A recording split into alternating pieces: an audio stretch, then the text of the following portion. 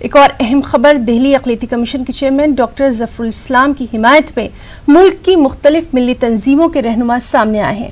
گزشتہ روز میڈیا کو جاری ایک مشترکہ بیان میں ڈاکٹر ظفر الاسلام کے خلاف دہلی پولیس کی کارروائیوں کی سخت الفاظ میں مذمت کی گئی۔ پریس ریلیز میں کہا گیا کہ اس طرح کی کارروائی سے دہلی پولیس کا مبینہ متعصبانہ کردار پھر ایک بار بے نقاب ہو جاتا ہے۔ وہیں ظفر الاسلام کے خلاف FIR واپس لینے کا بھی مطالبہ کیا گیا۔ بیان پر دستخط کنندگان میں مولانا ارشد مدنی، مولانا توقیر رضا خان، مولانا محمود مدنی، سید سعادت اللہ حسینی سمیت مختلف سرکردہ علماء کرام شامل ہیں۔ واضح رہے کہ حال ہی میں سوشل میڈیا پر ظفر الاسلام کی پوسٹ کو قابل اعتراض قرار دیا گیا تھا۔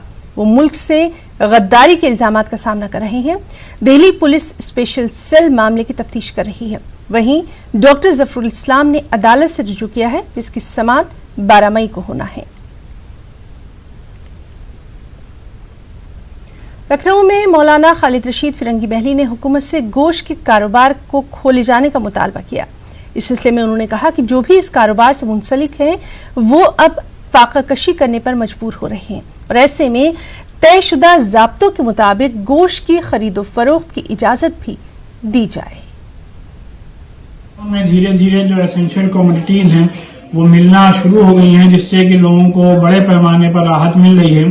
لہٰذا ہماری حکومت سے یہ بھی اپیل ہے کہ گوشت جس پر کی پابندی لگی ہوئی ہے اس کو بھی جلد سے جلد اس پابندی کو ہٹایا جائے اور گوشت بھی عام طور پر ملنا شروع ہو جائے۔ جو بھی گورنمنٹس کے رولز اینڈ ریگولیشنز ہیں اور جو بھی لاک ڈاؤنز کے پیرامیٹرز ہیں ان کو دھیان میں رکھتے ہوئے یہ پرمیشن دی جائے، تو اس سے بڑی آبادی کو راحت ملے گی، جہاں کی یہ رائٹ ٹو فوڈ کے تحت بھی اس پرمیشن کو دیا جانا چاہیے۔ اور دوسرا ایک بڑی آبادی وہ ہے جو کہ اس گوشت کے کاروبار سے منسلک ہے، جو کہ روز کماتی کھاتی ہے اور وہ بھوکمری کا شکار ہو رہی ہے۔ لہٰذا میری حکومت سے یہی اپیل ہے کہ گوشت کو پر لگی پابندی کو بھی جلد سے جلد ختم کیا جائے۔ لاک ڈاؤن 1 پھر 2 اور اب 3 نے مائیگرنٹ مزدوروں کی امیدیں توڑ کر رکھ دی ہیں۔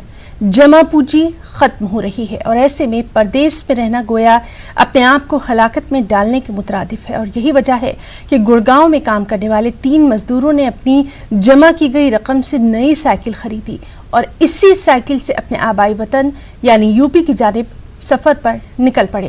کوئی گورکھپور کے لیے تو کوئی الہ آباد کے لیے ان سائیکلوں پر نکل پڑا ہے۔ ان کا کہنا یہی ہے کہ وہ شاید ایک ہفتے میں اپنے گھر پہنچ جائیں گے۔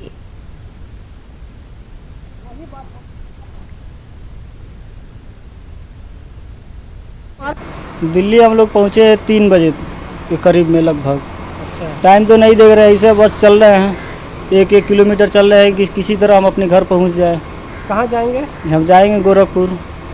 کیا جو تان پڑی کہ آپ کو جو آپ سائیکل اٹھائے آپ لوگ سائیکل سے چل دیے؟